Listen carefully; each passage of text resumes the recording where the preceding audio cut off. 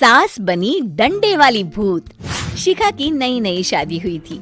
उसका मायका और ससुराल दोनों कानपुर में ही थे, इसलिए उससे मिलने उसके भाई अक्सर आते जाते रहते थे। ये बात शिखा की सास मीना को बिल्कुल पसंद नहीं थी।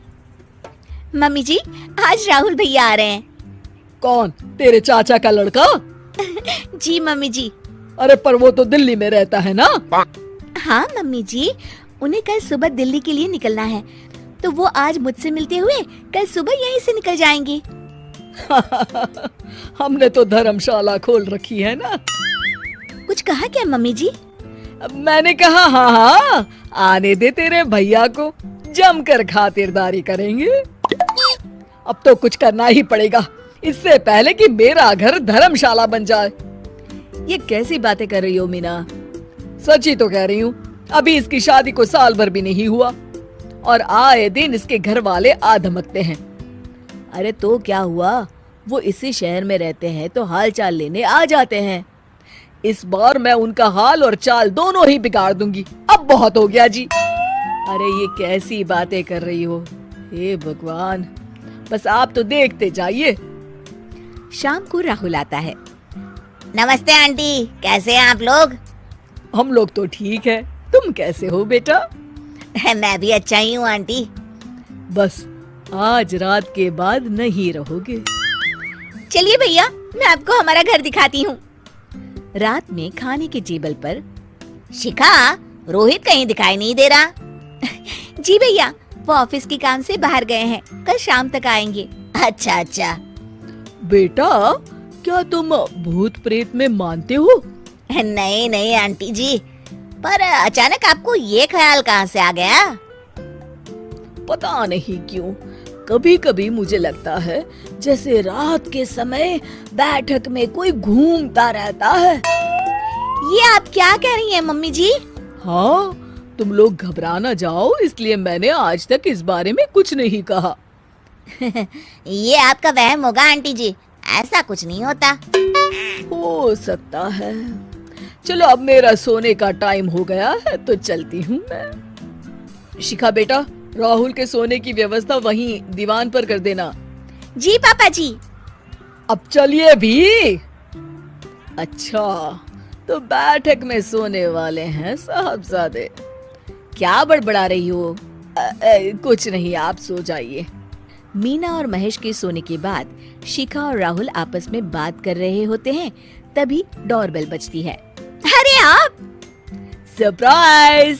काम जल्दी खत्म हो गया तो मैं आज ही चला आया। ये तो बहुत अच्छा किया। देखिए राहुल भैया भी आए हुए हैं, आप दोनों का मिलना भी हो जाएगा। कैसे हो रोहित? मैं तो ठीक हूँ भैया। शिखा, मैं भी आज यहीं सो जाता हूँ, राहुल भैया से बातचीत भी हो जाएगी। अच्छा अच्छा, ठीक है। मीना आधी रात को उठती है, कंबल मुंह से पैर तक ओढ़ के डंडा लेके बैठक में आती है और देखती है दीवान पर चादर ओढ़े कोई लेटा हुआ है। देखो तो कैसे मजे से सो रहा है बहन के ससुराल में। मीना ताबड़तोड़ 4-5 डंडे मार देती है। अरे मर गया, अरे बचाओ बचाओ, कौन है? मीना जल्दी से अपने कमरे में भाग जाती है। हे भगवान, ये मैंने क्या किया? ये रोहित कहाँ से आ गया? लगता है ये नालायक राहुल मेहमानों वाले कमरे में सो गया होगा। आज तो इसकी खैर नहीं।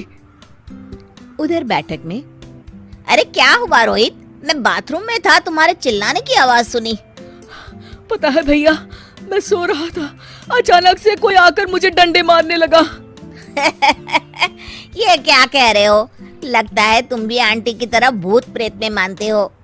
नहीं नहीं भैया, सच में कोई आया था। मैं तो जा रहा हूँ मेहमानों वाले कमरे में सोने के लिए। इस समय अपने रूम में जाऊंगा तो शिखा की नींद खराब हो जाएगी। ठीक है भाई, जाओ तुम, जहाँ तुम्हारा भूत डंडा लेके ना आ सके। थोड़ी देर बाद मीना कंबल ओढ़ के डंडा लेकर मेहमानों वाले कमरे में पहुंच जाती है। वो बिस्तर पर सोए रोहित को फिर डंडों से मारने लगती है। अरे मर गया, अरे मर गया। तू भूत प्रेत में नहीं मानता ना? ये ले, अब डंडे खा। हैं? ये तो माँ की आवाज है। रोहित कंबल खींच देता है। बेटा तू! अरे ये क्या कर रही हो माँ?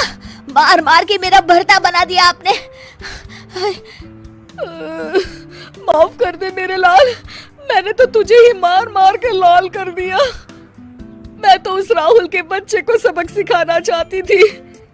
राहुल भैया को? हाँ बेटा, मुझे लगा अगर उसे डंडे मारूंगी तो शिखा के मायके वाले यहाँ आना छोड़ देंगे। हे भगवान, माँ ये घर शिखा का भी है, उसके घर वाले जब चाहे आ सकते हैं। हाँ बेटा, आज मुझे भगवान का इशारा समझ में आ गया। मैं कितना गलत करने चली थी और अपने ही बेटे को चोट पहुंचा दी।